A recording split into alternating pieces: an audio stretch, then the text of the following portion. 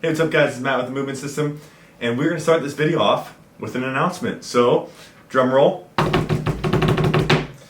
Alright, so I'm actually training for Ironman Arizona 70.3 right now, and I'm in my aerobic base training phase, so I wanted to give you guys some of my thoughts on aerobic base training, if it's necessary, what approach I'm taking to base training, and how you might be able to approach base training if you're training for an endurance event. So, let's go ahead and dive into it.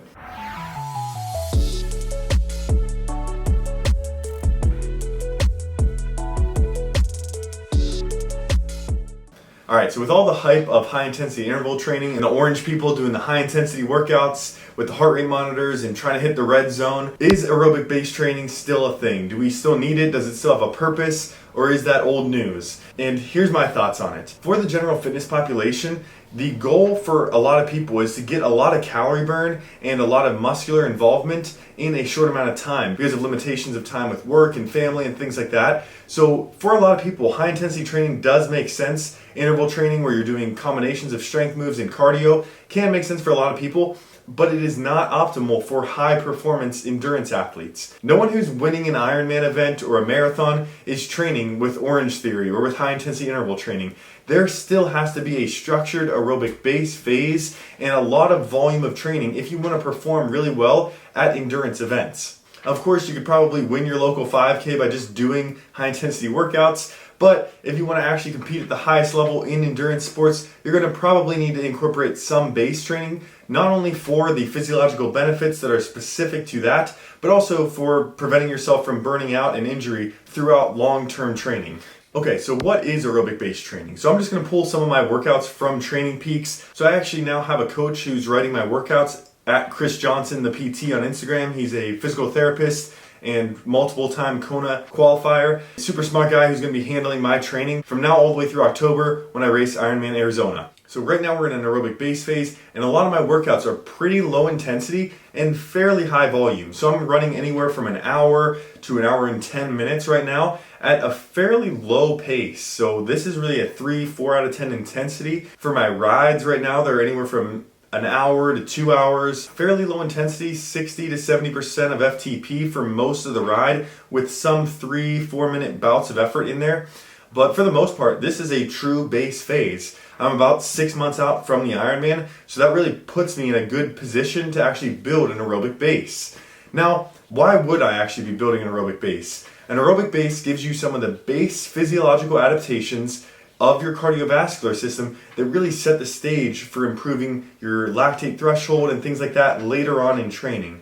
So base adaptations are things like mitochondria, enzyme upregulation, cardiovascular structural changes like the size of your heart chamber, improved efficiency of type 1 muscle fibers, improved running economy, cycling economy, swimming economy.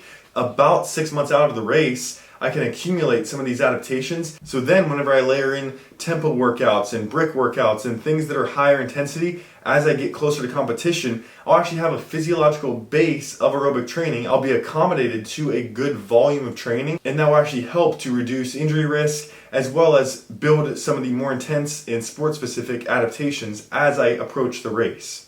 If you want updates on how my training is going and some of my workouts and things like that as I approach the Ironman, make sure you follow along on Instagram at The Movement System.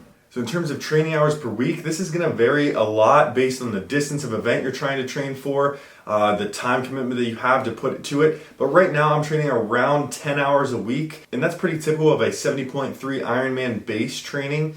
In the past, I've done up to 13, 14 hours a week of training and kind of got burnt out with that.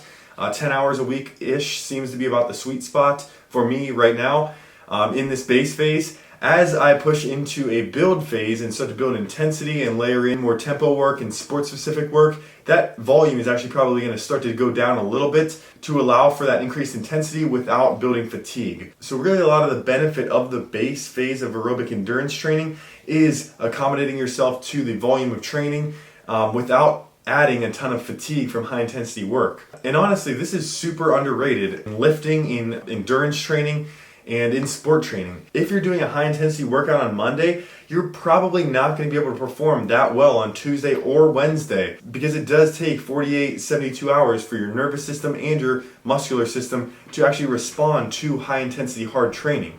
So it actually does make a lot of sense to have a phase of base training, or if you're using an undulating model, to have some days throughout the week which are dedicated to low intensity training to manage your fatigue, but also adapt to the training that you're doing without burning yourself into the ground and actually building week to week.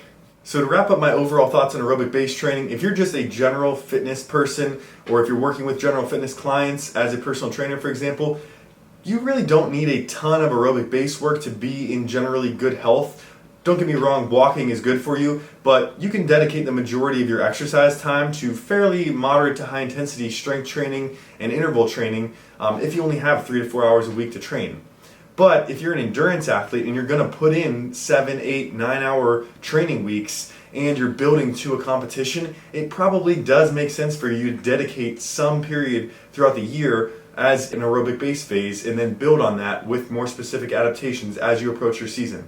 Guys, I hope that's helpful for you. Follow along on Instagram at The Movement System if you want to learn more about my training and my Ironman journey. Thanks so much for watching, guys. Make sure you like and subscribe, and I'll see you guys in the next one.